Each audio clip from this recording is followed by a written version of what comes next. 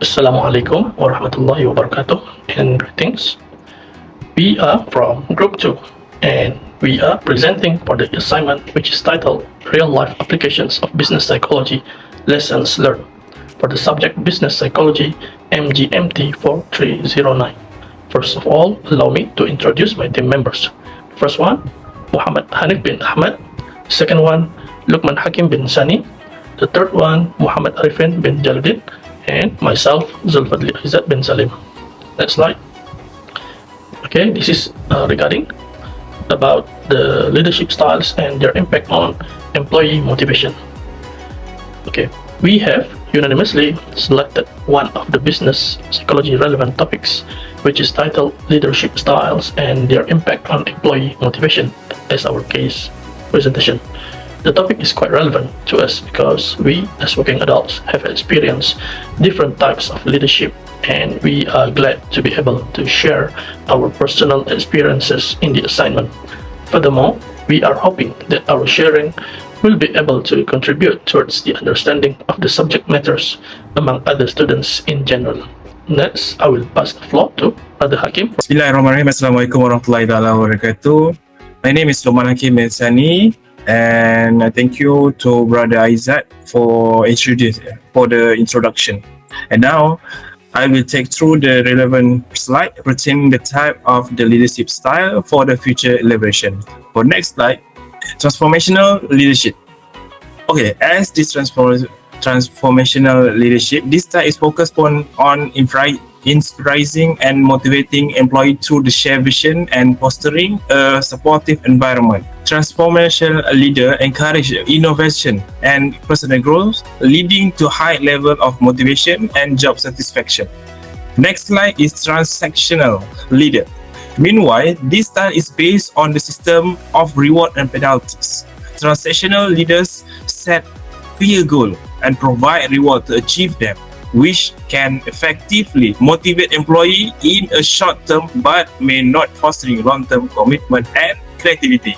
This slide is autocratic leadership, where autocratic leaders make a decision unilaterally without much input from employees. While this can lead to the quick decision making, it often results in low employee morale and motivation due to the lack involving.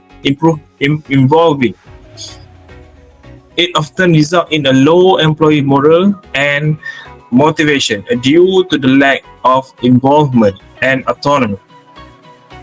Democratic leadership. This style is also known as participative leadership. This style involves employee in decision-making process.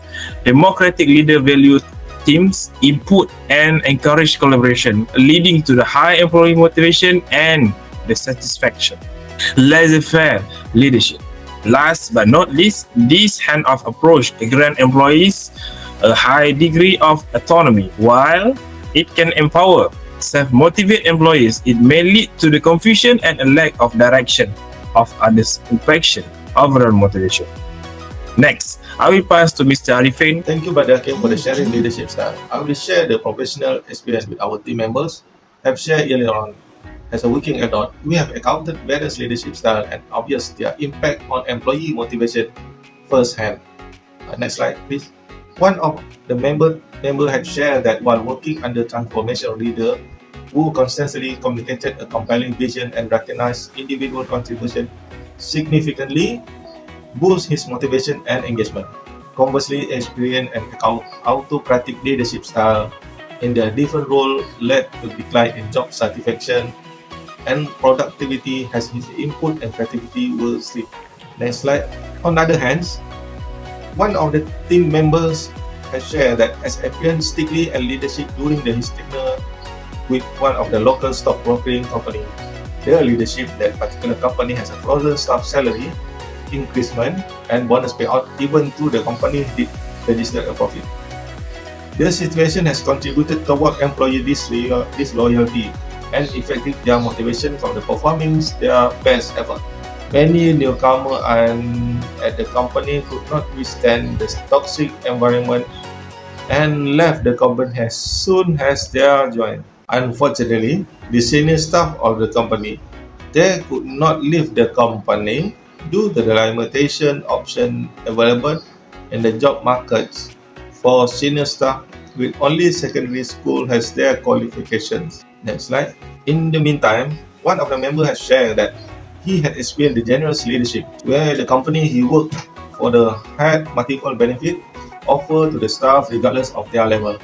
There were the health and benefits which were extended to family members, educational, supporting, training provided, annual salary increment as well as a bonus payout for the staff.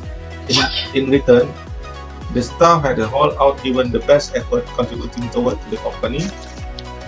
Grow in the testament as a generous leadership as a result, the motivation employees who are willing to give the best effort. Next, I will pass to the brother Hanif. Assalamualaikum warahmatullahi wabarakatuh. Thank you, Brother Arifin, for the sharing. My name is Muhammad Hanif bin Ahmad, metric number 203-301, and I will be explaining about leadership styles and their impact on employee motivation from an Islamic perspective. From an Islamic perspective, leadership is deeply rooted in ethical and moral values. Islamic leadership principles emphasize justice, compassion, and accountability, aligning closely with transformational and democratic leadership styles. Apart from that, leadership style also provides the following impacts on employees' motivation. The first one would be visionary guidance. This is because a transformational leader inspires followers by articulating a compelling vision rooted in Islamic values.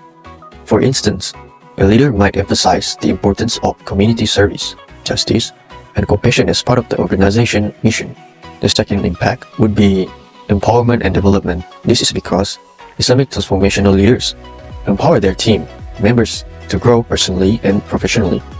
They encourage continuous learning, skill development, and spiritual growth. The best example would be our Prophet Muhammad SAW. He exemplified this by nurturing the talents of his companions and encouraging them to excel in various fields. Transformational leaders show genuine care for their followers. They listen actively, understand individual needs, and provide personalized support. And the third one is intellectual stimulation. Great leaders will encourage critical thinking, creativity, and innovation. They challenge the status quo and promote intellectual growth. For example, Islamic scholars like Imam al-Ghazali encourage questioning, seeking knowledge, and engaging in thoughtful discussions. Another good example is also our Caliph Umar bin Abdul bin al-Khattab, where he was known for his accessibility and concern for the well-being of his subjects. So, which leadership styles are suitable from the Islamic perspective? I will explain this further. For transformational leadership, Islamic teachings advocate for leaders to inspire and guide their followers towards achieving common goals with integrity and empathy. This aligns with transformational leadership style, which foster motivation through a shared vision and a supportive environment. The next is transactional leadership. While Islamic principles acknowledge the importance of rewards for good deeds, the emphasis is on intrinsic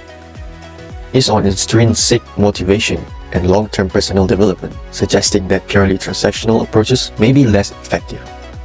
Third is autocratic leadership.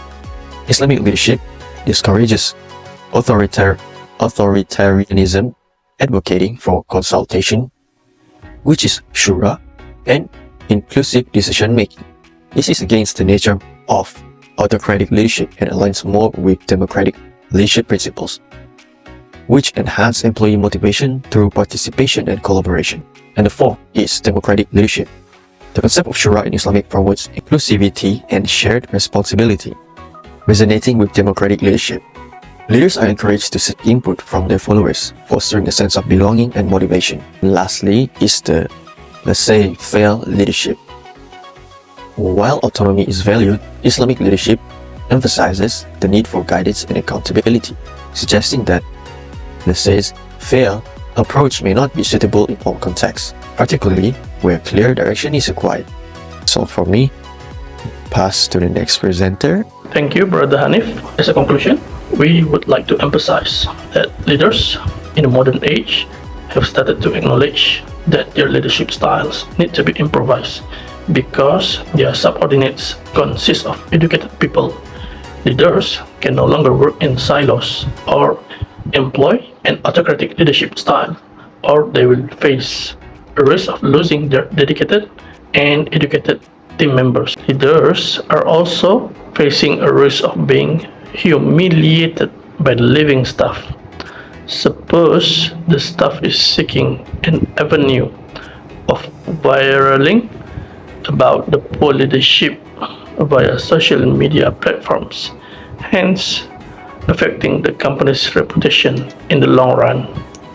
To conclude, leaders must not take their responsibilities lightly by taking advantage of their subordinates, because if they do so, it will affect their employees' motivation and thus will be contributing towards the downfall for the companies in the long term.